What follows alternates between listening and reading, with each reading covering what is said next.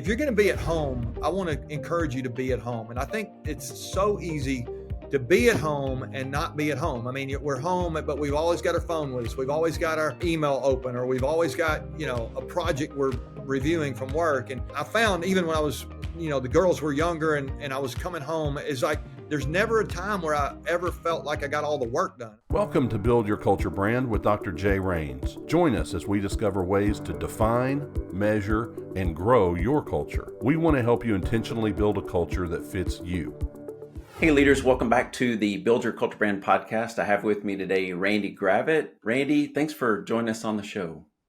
Thanks, Jay. I appreciate you and all you do to help leaders build culture. I'm excited that we get to have a conversation together. This is awesome. It is so good. I enjoyed getting to know you a few years ago, and thank you for that friendship. And I love the work that you're doing. I wanted to bring you on the show because, well, several reasons. I just love talking to you about leadership, but also today I wanted to talk a little bit about your latest book. And so we'll introduce that in a little bit and encourage everybody to go grab a copy. But I wanted our listeners, they may not know you personally. They've probably interacted with you in different ways if they're part of the leadership world that you're walking in. But I'd love for them to hear a little bit of kind of behind the scenes in case they haven't heard your podcast or something. So how would you describe say you're talking to your leaders, the ones right around you, how would they describe your leadership superpower? Well, I don't know that I have a superpower. I'm not sure they would describe it that way. They probably just say, you don't wear a cape? I don't have a cape, no cape, but they'd say he's just a guy who loves leaders and who wakes up every day trying to think about how he can help leaders. And I'm a big believer if leaders are good or great even, it makes it great for us when we have a great leader. And when our leader's not so great, it's not so great for us, right? And so I'm just trying to help the world get better by helping leaders get better. I think when leaders do what they're supposed to do, it just makes everything better. That's probably a simple way of saying it. And so I started out as a school teacher, coach in the high school world. Actually out in Texas, out in your branch of the woods. Did that in Fort Worth for a little while and then ended up in Knoxville and then came to Atlanta nearly 30 years ago now, which sounds crazy to say it, but about 14 years ago, I left what I was doing and started a quest to see, can I help leaders, more full time? And so I started speaking and coaching and doing a little bit of that on my own. And it just, in a crazy way, started to grow. And now here we are, I don't know, 11 years later. We've got a company with a dozen people and another dozen that are helping with content and all kind of stuff. And so there's about 25 of us that are trying to help leaders get better. We have a company called Lead Every Day, and we work with lots of Chick-fil-A operators and other businesses around the U.S. and really around the world. And so, that's kind of that's probably what a lot of people would say. He loves leaders and love my family. We will talk about that, but I'll mention that Laura and I have been married, I guess 37. I should know that exactly. 37 years now. Congratulations. Yeah, that's good. And then we have 4 daughters and 4 son-in-laws. They're all grown up and 8 little grandkids now. So I'm a granddad as well, and just living life, man, having a good time. It's a lot of fun to be in this season. That's so good. Thanks for sharing that about yourself. So if you're to flip that around, so that's kind of the superpower side, what would be part of your leadership that kind of works against you, or kryptonite? Yeah. Well, if my superpower is all the people around me, I think that's probably the way I would have said that is, I just try to get a bunch of smart people and what can we do together? But I think sometimes my kryptonite would be, I have tried at times to do too much on my own, and I've not let go of some things. And I think when I learned to let go and to ask people to help and to empower people and create a structure, it has helped. And so if I'm not careful, I'll be the bottleneck of what needs to happen. I think a lot of leaders struggle with that. So, yeah, it's been a lesson that I've learned over the decades now. And I'm still trying to make progress as I move forward. Now, I just turned 60 a few weeks ago, and I'm still trying to learn to let go. That's amazing. That may segue us right into the theme of your book. Your book is called "Winning Begins at Home," and it's a fictional story. And we're walking through this person's life, and he's struggling with the pressures at work and pressures at home. And so, how much do you feel like some of that the protagonists in the story were you able to insert some of your own persona in there? Does that come out of some of your own life, or you pulled together a lot of different perspectives? How did that play out? Yeah, it's a great question. I think some of it does come out of my own life. Obviously, there's nobody that has a great family that doesn't have to work for it and hasn't had to experience the ups and downs of that. If you've been in a family for a while, anybody listening, you know that it's a challenge to leave work at work. And yet, there are other characters in the story that I can relate to as well. And I think anybody that reads the book will be able to connect with some of these characters, which is, I'm a storyteller, and so I thought a story would be a fun way to do it. But I think the back half of it, the last 70 pages, is an activation guide. It really how to create a blueprint mindset to build the family you want. And so, yeah, the protagonist, there is part of my story in his story for sure. But I think the book in itself, I'm a big believer in you practice your way to high performance. My buddy Mark Miller and I always say that hope is not a strategy, and I think that's really true.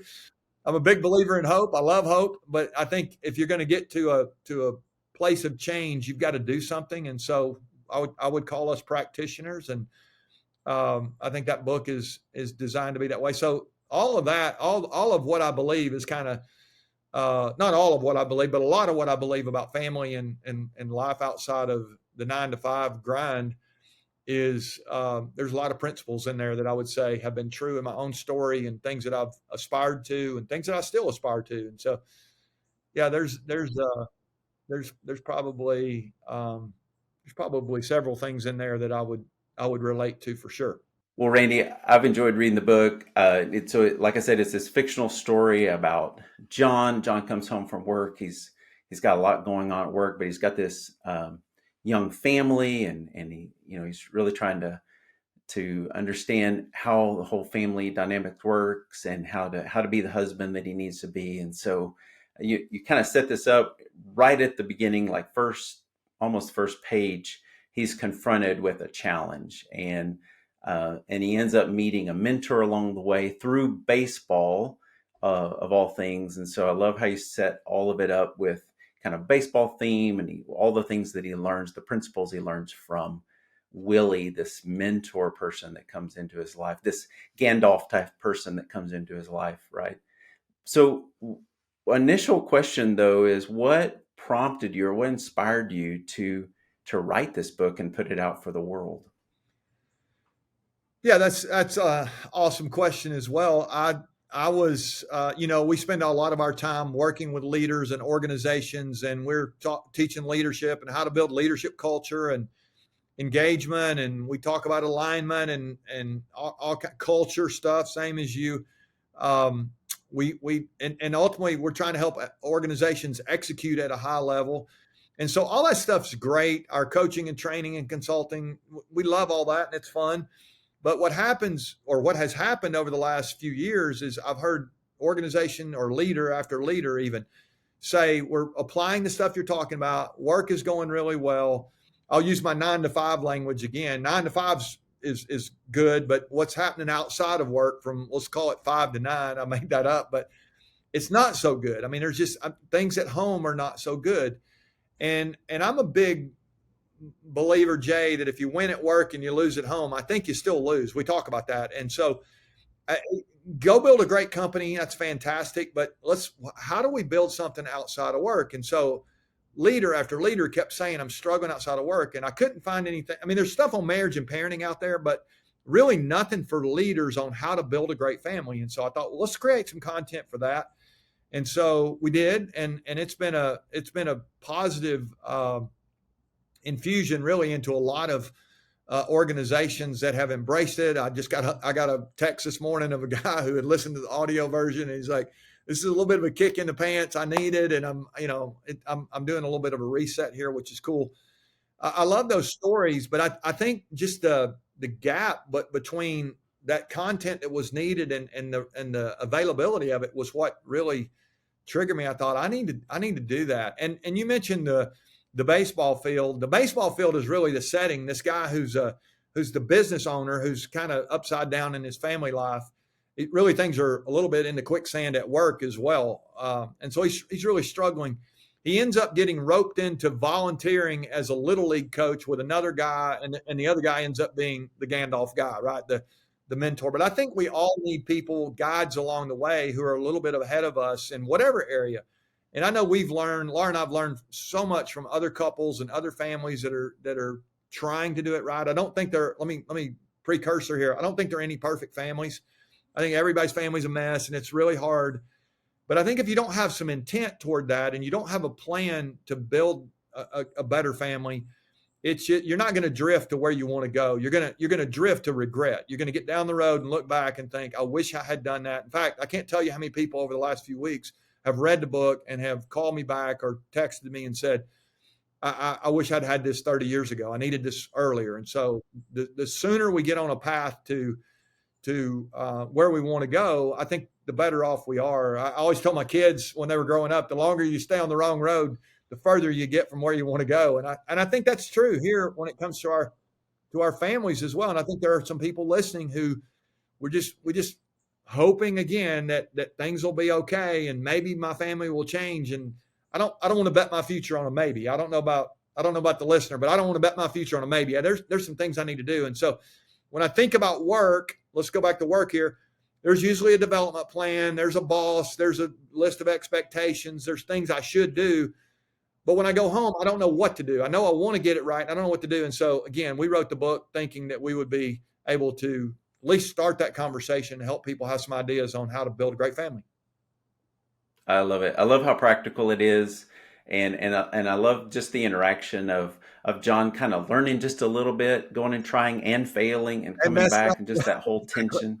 Right, he messed up and he's still, but it's inspiring. I mean, it was actually, I wasn't expecting it to be quite as, I know you probably didn't intend it to be emotional, but I even felt it was emotional at times because it just hit so close. So yeah, good job writing that. Because I want to go back to something you asked earlier, and this is a little bit of that. I heard David McCullough, he's a historian who's written these amazing, I don't know if you've ever read any of David McCullough's work. I think he passed away actually, but just written some incredible biographies of, really famous historical people. And I read an article about him one time, his creative process, and he said this, and I thought this was so good. He said, I write the books that I would want to read. And I thought, how simple is that for an author? And in my case, again, as a storyteller, I just connect with story. I connect with, people. And so I thought, let me just write something that I wish I'd had. If I could roll back my clock a few years, it would have been a great tool. And so it doesn't really matter where you can be a grandpa, and I think it's relevant to you. But if you're a young mom or dad who I was talking to a lady a couple of weeks ago who's, she's 30 years old or so, and she's in the midst of a career, and they've got kids at home, and she's trying to do a great job at work. And so she's like overwhelmed. And she was talking about what an encouragement it had been to her. And so I think anybody who cares about their family, it's a good simple read, but it's very practical stuff. Such a great point. And one of the things that you mentioned earlier too, I wanted to catch up on was just this thought that, man, if I'm going down the wrong road, I'm getting further and further away. Is there a point where it's just too late? If 30 years down the road and I realize I should have this book, is it too late, or is there a path back? Yeah, well, I would be the person who would say there's always a path back. I mean, I think, do we get second chances? Yeah. Do we get 100 chances, especially at home? I mean, how many times have we all messed it up over and over and over again? I don't think it's ever too late to do the right thing. That's the way I would say it. And so, but I do think there's going to come a day where I'm going to look back and if you think about your kids, 18 years is all you have them. I mean, you literally have those weeks that make up those 18 years, and then they're going to graduate and they're going to move off. And you don't raise your kids to keep them. I mean, you raise them to launch them out. But if you're not intentional and you don't give thought to that along the way, then they leave and there's no connection back. You want them to maybe they don't need to come back all the time, but you want them to feel welcome and feel like that's a haven for them. I like that mindset. And so, and I will say this, thankfully our kids have been so good to come back now. And when we get in fact, just a couple of weeks ago, we had everybody in a cabin. There's 18 of us. It was crazy. Little babies rolling around everywhere. And parents were trying to survive, and commiserate with each other, but we just ate and had so much fun. And so to have that at this point feels so much better than if I was at this point and I look back and I thought, I don't have any connection at all. So for me, there was intent toward that. And we went for that. But at the same time, I've got to let them be adults now and go do their thing. And we're trying to stay out of their way and just cheer for them really at this point. But I think you get to that point down the road where if you've not done any of that stuff that you wanted to do or meant to do or should have done, that's where regret lies. And, my kids will be the first to tell you that we weren't perfect at all and messed up a lot, probably inflicted ourselves on them a lot. But I think the fact that we gave it a shot and we're still trying to have the right kind of family relationships. And it may not even be family. Let me say this. When you think about your life outside of work, your fitness, your finances, your emotions, your relationships with your neighbors. I mean, everything kind of fits into this category outside of work. And I think there's work for all of us to do there to try to be our best and add the most value to the people around us. Thanks for that. This book is so geared toward, I know it's geared toward kind of leadership at home, but it's largely about self-leadership. John thinks he's going to fix other people, and then he realizes, I need to work on I'm the one that needs the work. And so there's so much about this that's about self-leadership, and it touches on that whole world of mental health right now, of how emotional health with the leaders that we're working with. So how big of a challenge in the world of business, how big of a challenge do you think emotional health is for leaders right now? Well, I think it's a lot bigger, Jay, than we think it is. The latest statistics I saw, it said that a third of people are struggling with mental health, stress, anxiety, depression. That's 1 in 3. And so if you've got a third of people that are struggling with stuff. Now, I will say I'll take a little side road here. And I'm not a doctor, and I can't, I'm not at all licensed to help anybody with any of this. But I would say this. I think some of the stuff that we have going on that's causing mental health, stress, anxiety, depression, some of those kind of things, some of that is based on the circumstances we're in. And I feel the liberty to say that because as I look back pre-COVID, just 4 or 5 years ago, it was only 8% of people were struggling. And now we live in a world all of a sudden where we're more isolated maybe than we've ever been. Or, you could fill in the blank, several things that we could do that would cause these things to rise. But it's 4 times what it was 4 or 5 years ago. I don't think that we have 4 times as many people that have clinical, I need a doctor kind of issues, probably. And again, I'm not a doctor. I can't speak to that. But what I do think is I think we put ourselves into situations like loneliness or isolation. We've cut ourselves off from the community. Think about social media even. Let's use that as an example. We're finding our connection through scrolling on a screen and likes and shares and all that. And that's not the same as even sitting together over a cup of coffee and having a conversation, having somebody that we're maybe accountable to, somebody that we can check in on or somebody that checks in on us. I just think there's so much power in that face-to-face community. And I say that as I'll call myself a high-functioning introvert. I'm on my back porch here. When we're done with the call, I'll probably be here reading, and I'm good with that. But I think there's a lot of people who just want to isolate themselves, and I think loneliness is just a massive deal. And I don't think we're I'm a Bible reader. The Bible says very early on, we weren't meant to be alone. Man wasn't meant to be alone. And I know people think that's all about marriage and everything.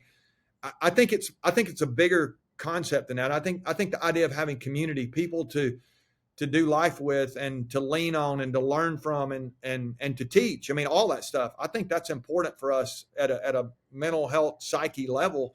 And so again, I'm not qualified to talk about that, but that's just worked for us. And I think those times when I've not felt like I had somebody that I could go to or talk to, you can get in a dark place pretty quick. A lot of people are telling me it's really hard if you don't feel like you have somebody, to share with. So that's my 2 cents, for what it's worth.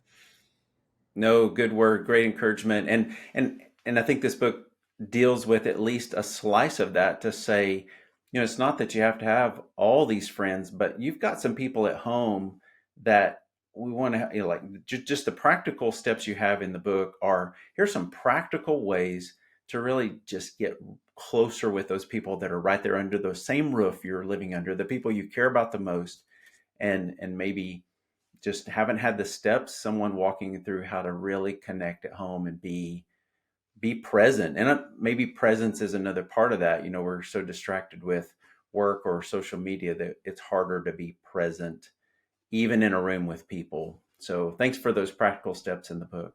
Yeah, that's great. Thanks, Jay.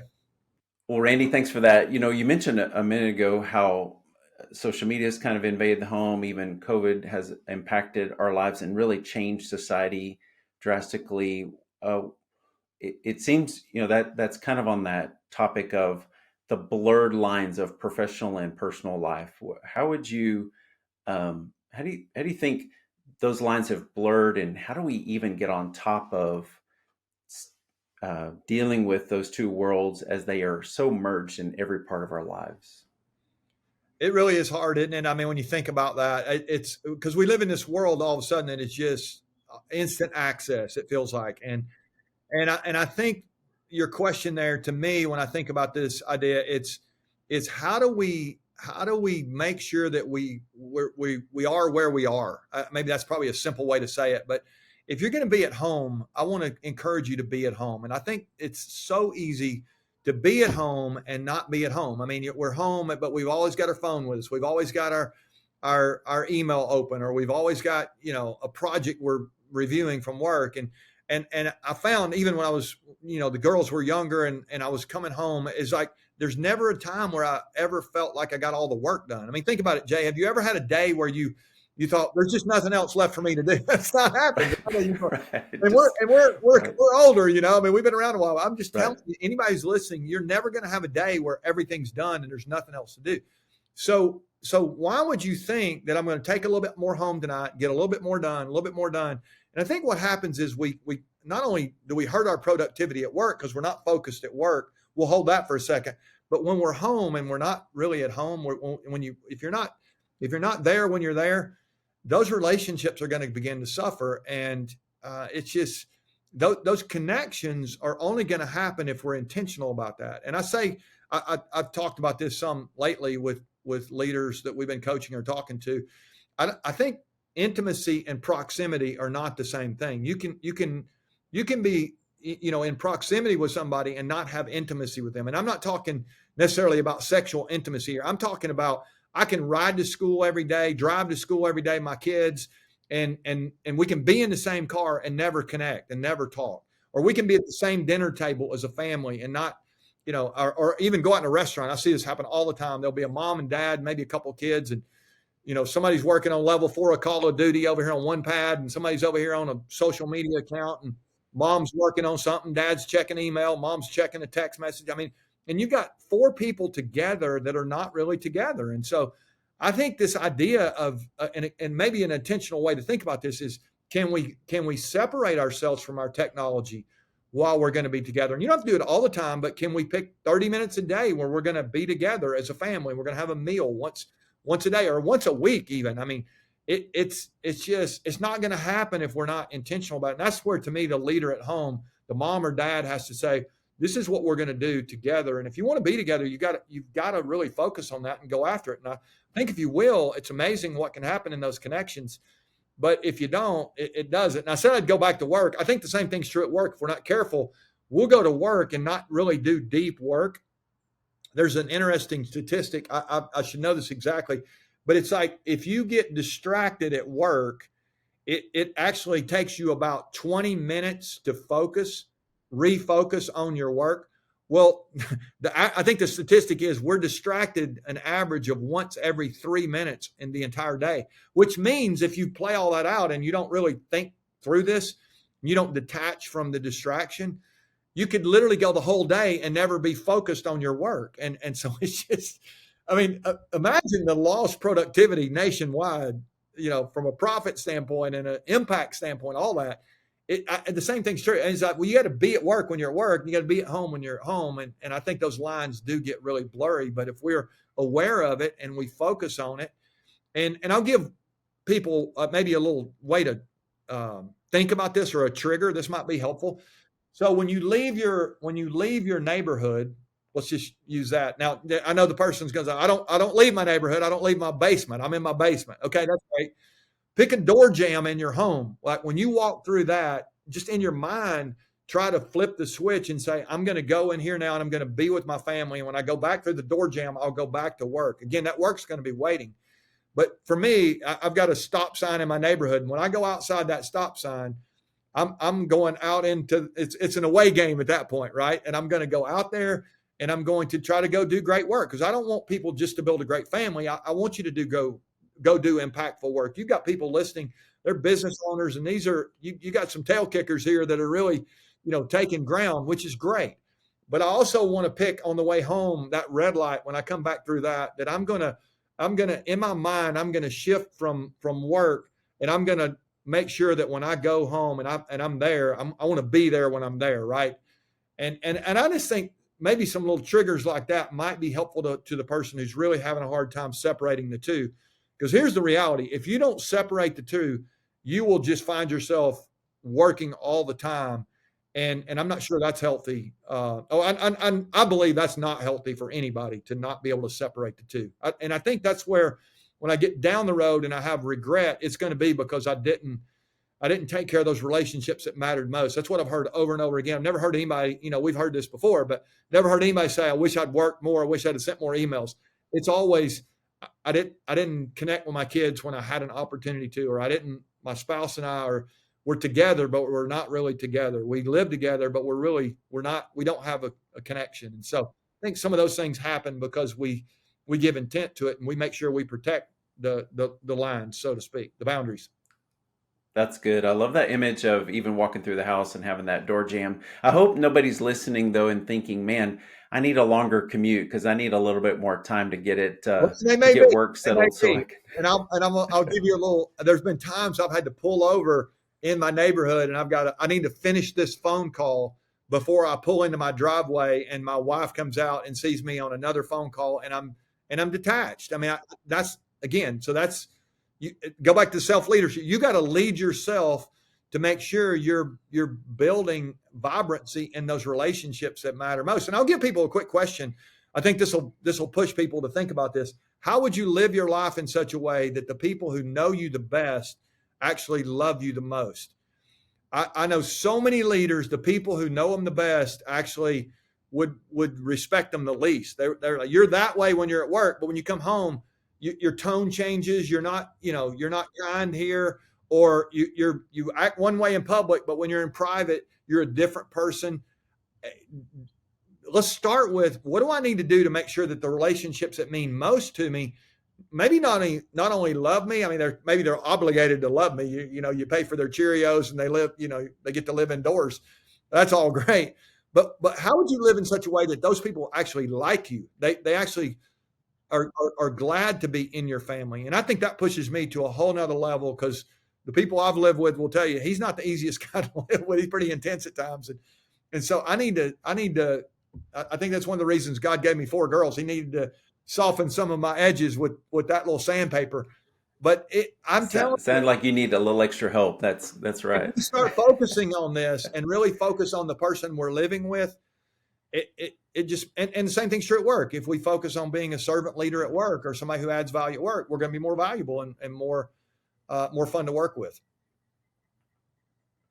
That's so good. So let me throw out a scenario and see how some ideas you might give to a leader. So a leader, man or woman, they're home with their family, and let's say they have kids that are old enough to interact and talk, kind of preteen or teen, and or a little older child. And so what would be, they're sitting around the dinner table, they've made that time, phones are away. What would you encourage them as a best practice or a way to make sure that time together is valuable and quality?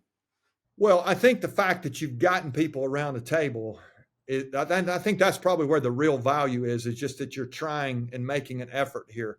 But I would say there are some things that we've tried that I think worked pretty well. We played a game. We called it, I said game, I wouldn't call it a game, but we every night we did, not every night, but most nights we had what we called high-low. And so we just go around the table and what was your favorite thing today, Sarah? Or, Catherine, what did you love the most today? And we would participate. Everybody would share their thing. And then what was the hardest thing for you today? What was your biggest challenge? And all of a sudden we're talking about what's going on with them. And you know how it is. I mean, like, how was your day today? Fine. It was good. And then we move on. But what was your favorite thing today? Who today did you interact with that really impressed you the most? Maybe would be a question. Or who today did you interact with that you saw something in them and you thought, I really don't like that behavior? And now you're just letting them talk about their day.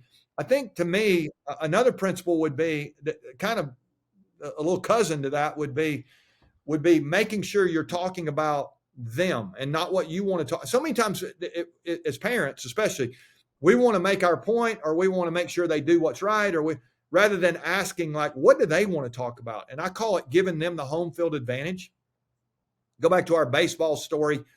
If you think about a baseball game specifically, this is true, though. You live near College Station, and there's a big home field advantage for A&M, right? When they pack that place out, it is crazy. Well, it's almost like the game is tilted in their favor, especially in a baseball game. Most of the times in a baseball game, the fans are predominantly from the home team, and the home team gets to bat last.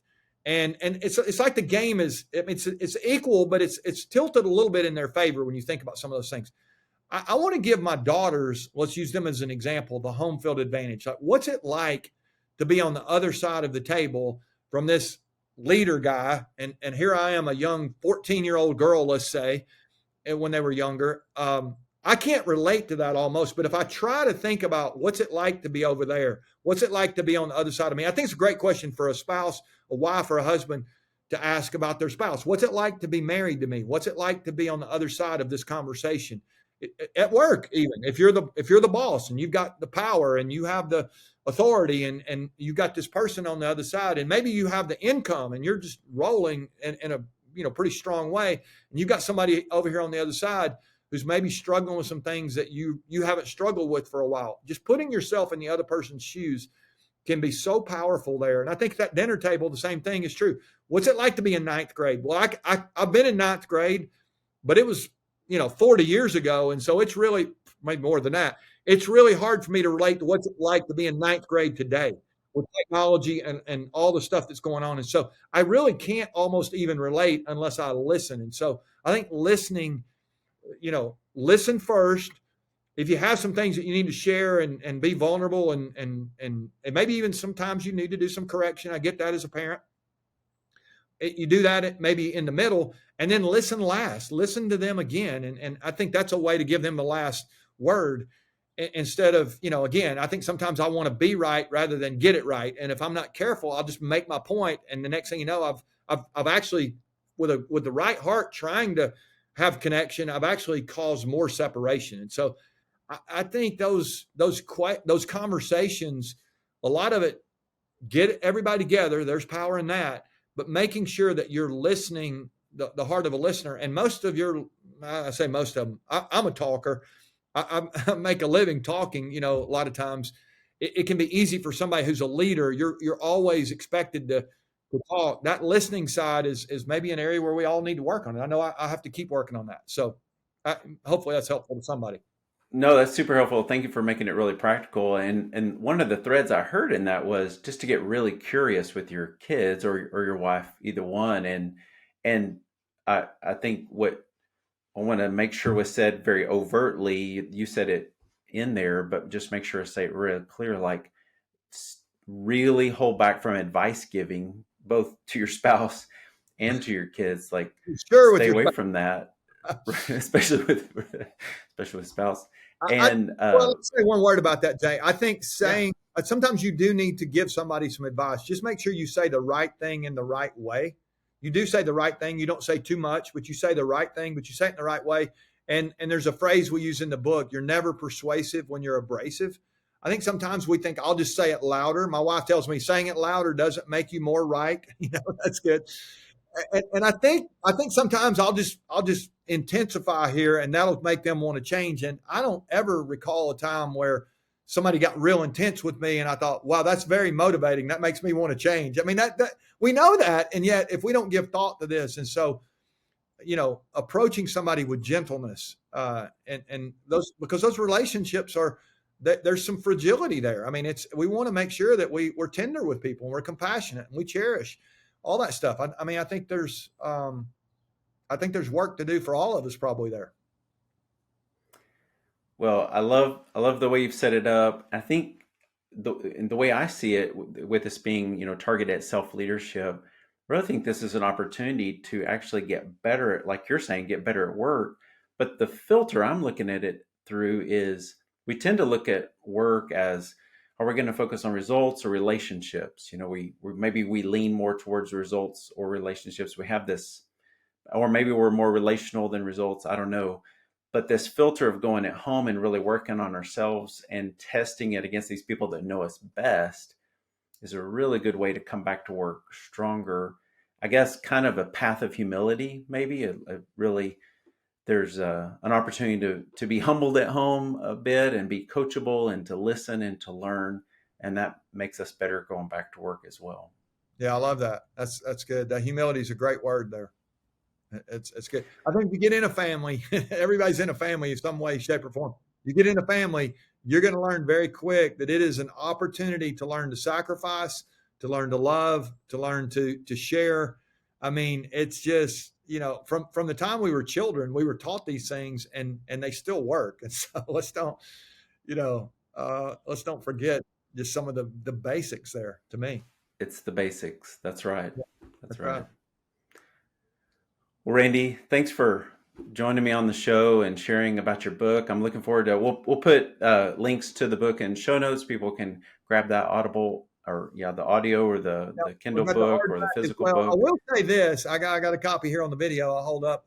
If Yeah, if anybody's looking for bulk copies, they can find that at leadeveryday.com in the shop there. And I just had you talking to operators. I know a lot. I just had an operator who texted me this morning. They had a party for all their team last night, and he gave 125 copies out. He gave one to everybody. And I think any business owner, anybody that's listening, I'd love for you to read the book's great, but if you read it and you like it and you think this would be a conversation that could be helpful in your organization, get a copy for everybody. To me, that's the way forward. It's if we're not careful, we'll just work on ourselves and not really try to, how do we develop the people around us to have this mindset? There's no reason every organization can't be filled with families who are locked in and trying to get better. And again, they're going to look all, I mean, different shapes and forms there.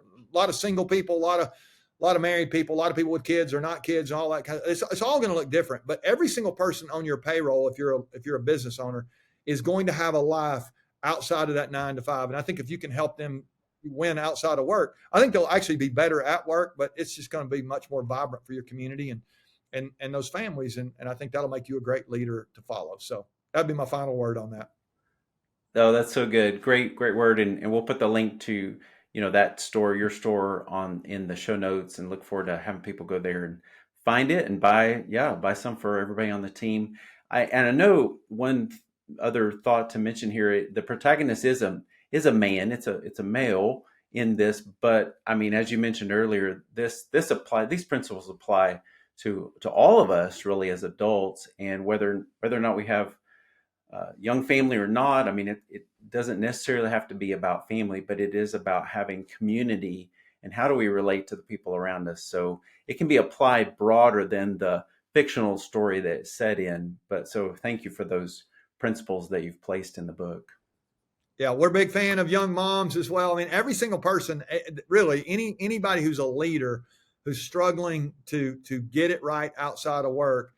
Again, I just remind them all, if you win at work and you lose at home, I think you still lose. Let's do what we can to make sure we help everybody win. I say where it matters most, and that's at home. Randy, thanks for being a friend and join us on the show. We'll need to get back together. There's other topics that we need to dive into. You've got a lot of experience, and I know that would help our listeners greatly. And so I'd love to explore some of those topics with you in the future.